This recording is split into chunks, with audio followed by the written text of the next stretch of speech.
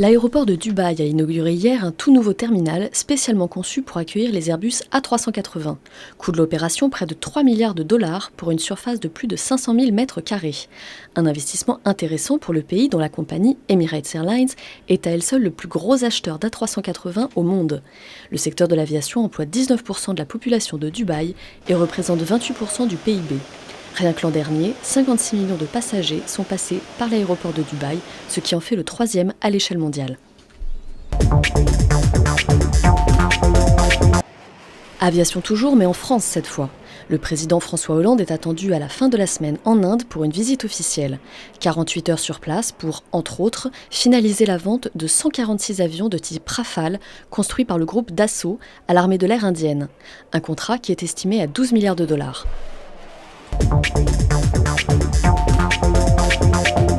EDF épinglé par la Cour des comptes.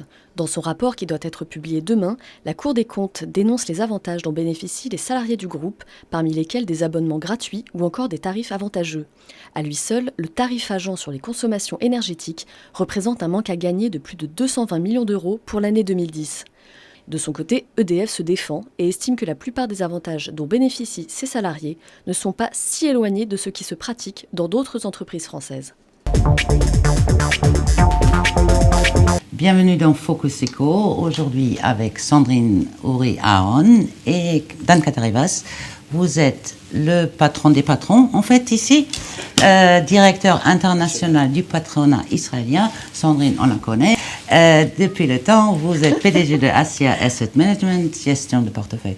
On va s'occuper aujourd'hui un petit peu plus du technique. Après les élections, comment les marchés ont réagi? Ça fait une semaine que les élections sont passées.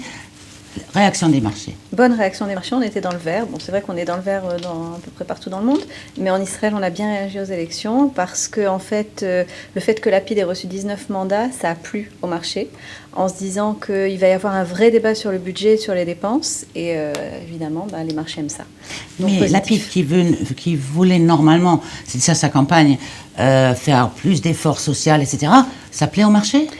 Ça plaît au marché quand il y a des discussions au niveau des réformes. On sait qu'il va y avoir des baisses de dépenses, peut-être pas forcément des augmentations d'impôts parce que lui, justement, dans sa campagne, il ne veut pas trop l'augmentation des impôts. Donc tout ça, c'est un climat positif de gens, comme on en parlait à la dernière émission, de gens qui aiment, qui veulent faire du business, qui veulent faire avancer le pays, qui comprennent ce que c'est au niveau business en Israël, qu'est-ce qu'on va donner aux sociétés pour les faire avancer, pour augmenter la compétitivité, etc. Donc oui, ça plaît au marché. Et d'ailleurs, on a vu que le marché action a nettement plus progressé que le marché des obligations. Donc, ce qui veut bien dire que malgré qu'on soit dans l'incertitude au niveau du gouvernemental, etc., quand même, au niveau du marché proprement, on est plus ou moins rassuré. Ces élections ont été positives. Dan Katarivas, quels sont les scénarios possibles pour la coalition à venir et quels seront les effets sur l'économie concrètement? En fait, la question qui se pose, c'est dans quelle mesure et dans quelles conditions les partis ultra-orthodoxes, donc le Shas et Yahadut HaTorah, font partie de la coalition. Parce que ce sont des partis qui sont très axés sur leur électorat, qui veut garantir des budgets pour que ce soit les yeshivot ou justement le secteur, même dans la construction, pour le secteur ultra-orthodoxe, etc. C'est juste là, on veut baisser les dépenses dans ces secteurs-là. On veut essayer d'équilibrer et de répartir les dépenses sur, je dirais, un plus grand public. Donc, une approche sectorielle sera une approche où il y aurait à ce moment-là le Shas et Yahadut HaTorah qui feraient partie du gouvernement. On sait je pense qu'il n'a pas besoin de se départir. Il n'a pas besoin, mais je pense que M. Netanyahu a dit qu'il essayait de former une coalition la plus large. L'action de savoir, est-ce qu'ils viendront, eux, non pas en premier, mais dans le deuxième round. Et à ce moment-là, il y aura des conditions différentes qui seront posées à ce genre de partis. Donc, à savoir dans quelle mesure leur possibilité d'influencer va être réduite par la création d'un noyau qui est un noyau, comme on disait, plutôt pro-business, puisque et M. Bennett, qui probablement fera partie de la coalition, et M. Netanyahu et M. Lapid sont des gens qui sont beaucoup plus sont raisonnables et ont une vision libérale de l'économie. Et surtout veulent garantir, je dirais, une croissance pour tout le monde et pas nécessairement servir un secteur très limité. D'accord.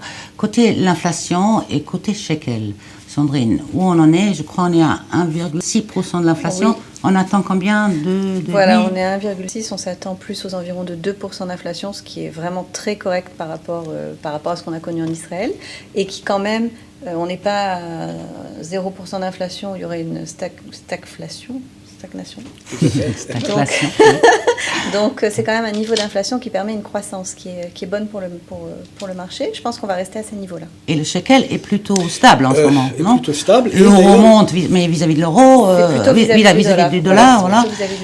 Le shekel, là, ça va? Ça va pas tellement, justement, Ah bon? parce que le problème, c'est une peu plus la compétitivité, puisque les exportateurs israéliens vendent leurs produits à l'étranger, reçoivent moins de shekels pour Donc ce qu'ils il est vendent. trop fort. Il est trop fort, et les dépenses à l'intérieur continuent à augmenter en shekels, ce qui fait que la compétitivité, ce qui leur reste en poche, est diminuée. Donc là, il faut essayer de trouver un équilibre un peu différent. Affaiblir le shekel. Je pense que ça serait une bonne chose. Malheureusement ou heureusement, ça dépend où on se positionne, la venue du gaz sur le marché israélien va avoir un effet au contraire de ce qu'on risque d'avoir, ce qu'on appelle la maladie néerlandaise, ce qui est justement un afflux de devises qui va faire qu'en fait le shekel va encore une fois se renforcer. Donc là aussi, il y a un problème.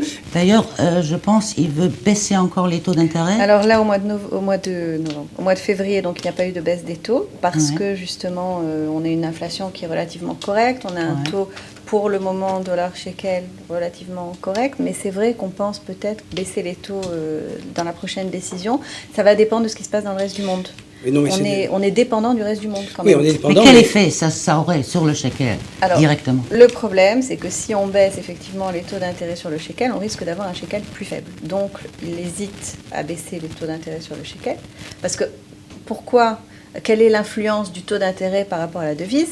C'est simplement quand quelqu'un a de l'argent, il se dit si je le place en shekel et je peux tourner, j'exagère, je peux toucher 5%, et si je le place en euros, je vais toucher 0%, je préfère l'avoir en shekel. D'un autre côté, quand des taux d'intérêt sont plus bas, cela aide les entreprises israéliennes qui ont des coûts de financement et doivent payer moins d'intérêts et peuvent investir plus.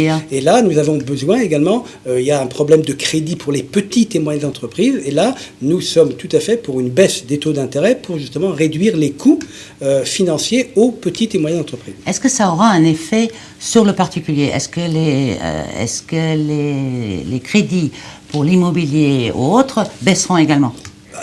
Alors là, normalement, oui, non? Alors si le taux d'intérêt baisse, forcément, les crédits à taux variable vont baisser. C'est forcément. Ouais. Donc oui, ça aura une influence à ce niveau-là sur les particuliers, mais ça c'est évident. Maintenant, oui. Non, mais là, il faut voir le gros problème finalement également, c'est le problème du logement. Oui. Et la construction pour le logement, qui est un problème numéro 1 aujourd'hui en Israël, qui est le résultat en fait de prix exorbitants, qui sont le résultat non pas d'une bulle immobilière, mais justement de l'offre et la demande, où il n'y a pas assez d'offres et il y a beaucoup trop de demandes. Alors là, il faut également trouver un moyen à remédier à ça, et le prix de l'argent a également un rôle à jouer sur le marché immobilier. Donc là aussi, l'une des priorités du gouvernement devrait être d'essayer de trouver un moyen pour faire baisser, ou en tous les cas arrêter l'augmentation des prix des logements. Là, on espère que le gouvernement, que le Likoud donc, va garder, ce qui est très important pour lui, le ministère du Logement. Parce que du moment où il aura le ministère du Logement... C'est pas le Likoud, pour l'instant c'était Chasse. Donc là, voilà, savoir est-ce que ça va revenir au Likoud ou pas. Donc quand c'était Chasse on en avait parlé dans l'émission sur l'immobilier, quand c'était Chasse qui avait ce ministère entre les mains, Netanyahou, donc le gouvernement avait plus ou moins les mains liées pour baisser. On avait bien dit que beaucoup de terrains en Israël appartiennent à l'État et qu'ils vendent ces terrains, ils donnent ces terrains aux promoteurs extrêmement chers par rapport au reste des terrains, donc il fait que l'immobilier n'arrive pas à baisser. Donc si ce ministère reste aux mains du Likoud, à ce moment-là, Netanyahou sera beaucoup plus libre de faire les réformes dont il parle depuis des années au niveau du logement des terrains en Israël. Pour être concret, hier, j'ai vu un appartement au centre de Tel Aviv, 13 000 € le mètre carré. C'est plus cher qu'à Paris. À Paris, on trouve. Oui, mais vous avez vu ça dépend des quartiers. Vous avez vu le temps qu'il fait ici par rapport à ce qu'il fait à Paris? Ça, c'est vrai. Ça, c'est un beau mot la fin, mais avant, le conseil de Sandrine, à nouveau, comme dans chaque émission, est-ce que cette année, ou est-ce qu'actuellement, on devrait investir dans les devises? Est-ce que vous conseillez quelque chose par rapport à l'euro, dollar, shekel, c'est à vous. Donc au niveau de l'euro-dollar, moi je suis plutôt positive sur le dollar, même si en fait on a vraiment, chez Asia, on est vraiment entre 1,25 et 1,35. Donc dans ces niveaux-là, on peut essayer de faire de l'arbitrage. Quand on a 1,35, on sait qu'on est quasiment à la limite vers le haut. Quand on a 1,25, pour nous, on est quasiment à la limite vers le bas. Donc jouer entre ce 1,25 et 1,35, en faisant très très attention, on n'oublie pas que jouer sur les devises, c'est de la spéculation. Merci beaucoup d'être venu. C'est la fin de cette émission. On se revoit demain pour un autre Focus Eco. Restez avec nous.